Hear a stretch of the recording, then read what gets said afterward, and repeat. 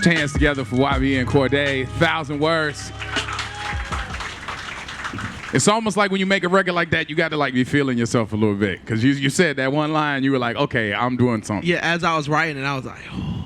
And I don't really do that too much, you know what I'm saying? But as I was writing, I was like, okay, we on to something. Yeah. You know what I'm saying? So it's like a high almost.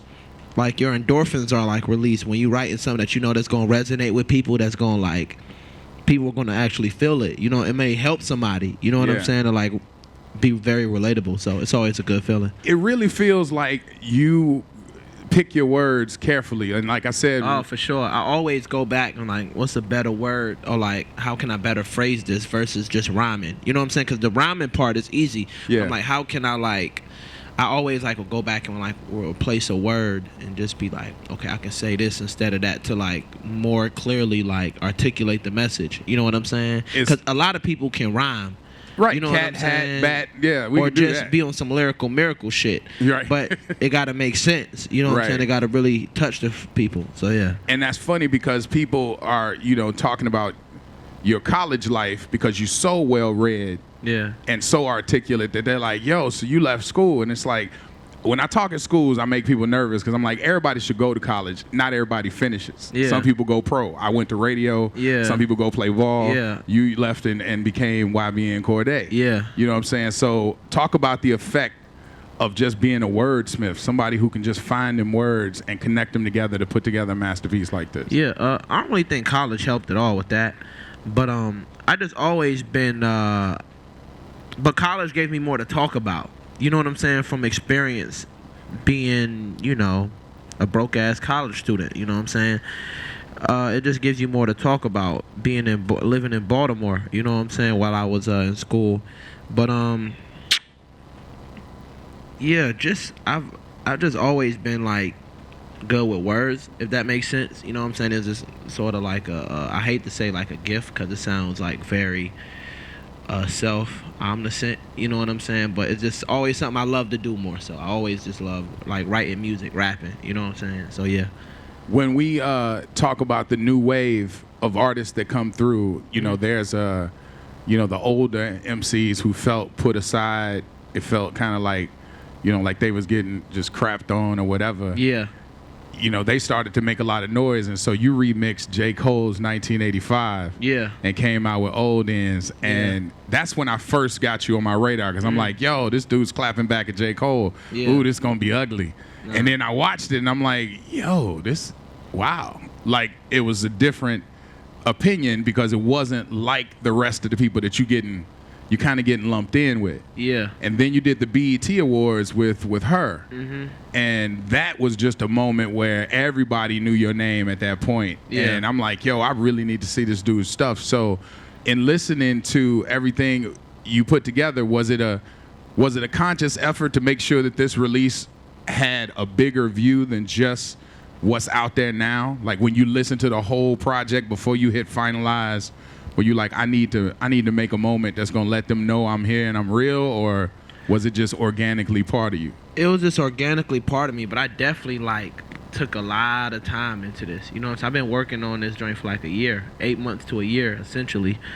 I had like some songs, like, but all the songs were like, let me see,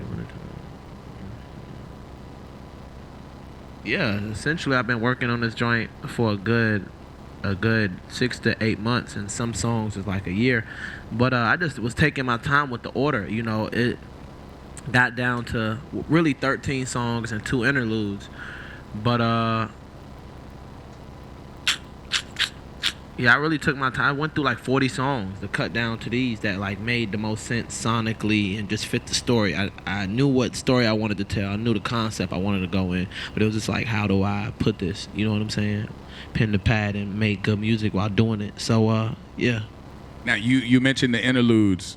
People have been trying to get back into skits and doing kind of creative stuff to piece around the music. And you had one of them that stood out, because anybody who went to church with grandma, you know, your grandmother represented Usher Board for sure. very in a major way. And how important was it for you to share this light with your grandmother and kind of put that stamp on there to show that part of your history? Yeah, it was man, it just came about super organic because I went to go visit her.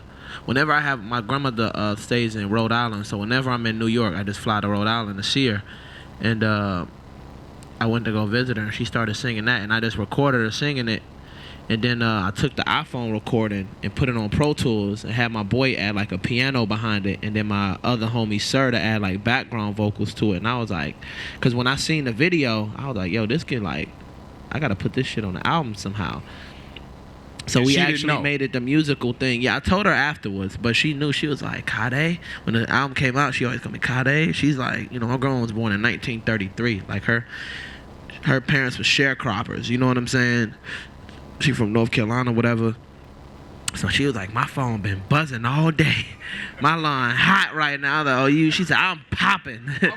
She said, my phone line hot right now. You know what I'm saying? So it's dope. It definitely meant a lot. Tell me about your influences. When we listen to this, I hear samples used like a Kanye would do for that soul. Yeah. I hear even some chance flair with the strings and stuff like that. Like, it's not like you have influences, but you have a whole picture that's here that's kind of worth saying out loud, you know, and give people their roses while they're here. So I'm telling you, it's like a complete piece. But who are the influences who were in your ear when you were waiting tables? Shit, I was listening to a bunch of everything. Travis Scott, Kanye, Kendrick, Jay-Z, Big L, everything on those drives homes at night after like 2 a.m. You know what I'm saying? A bunch of shit, really. Who had the biggest impact on you coming into as an artist? I don't know. I can't give that credit just to like one artist. It's a combination, just hip hop, all the hip hop community. You know what I'm saying? Every single like hip hop artist I grew up listening to, I give them they dues. You know what I'm saying? I don't want to just attribute it to like, I don't really have a biggest influence. You know what I'm saying? I have several. You know what I'm saying? So yeah, always show love to the forefathers. Absolutely. Well, I mean, when I asked you about your favorite song, it's hard to kind of make an artist pick one of their favorite kids. Yeah. But sure. I'll ask it this way: you've been on stage with these tours, and you're in front of these audiences. Which song on your album hits the hardest with the audience? Like that you like, yo, they really feeling this one. Man, every fucking one. For real. Like, they fuck with 1,000 Words. They fuck with Bad Idea heavy. These are top 4. Bad Idea, 1,000 Words, Broke as Fuck, and R&P. And also Kung Fu as well. Those are top 5. Kung Fu is classic, yeah, that everybody go like, those 5 right there is nutty. I can cut the music off and like just let them go. Yeah, and just let them go. Yeah, and even though they pay to see you perform, it's kind of nice to stand there and just see 10,000 people just getting it back. Yeah, for sure. It's crazy. It is super dope to me that somebody spend their hard-earned money to come watch me do what I love to do. Yeah. You know, somebody spends their hard-earned niggas work hard for their money, bro. You know what? For real, niggas work hard for their money. So the fact that they spent their hard-earned money that could have went towards bills, kids, whatever, to watch me do what I love, bro, it's fucking insane, bro. And that's why I take live shows so seriously. These are hard-working motherfuckers out here spending their hard-earned money to see you do what you love. You gonna half-ass it? Can't do that. No, you got to give it to them. Yeah, for sure, all the way. Wait, now we gonna play. I was gonna play Have Mercy. But I want to grab one of the ones that you said. Okay. So we gonna go to R&P. Yeah. Because we're going to do that one. Ray, can you switch that for me? And there you go. Mixmaster Ray back there. Mixmaster Ray in the building.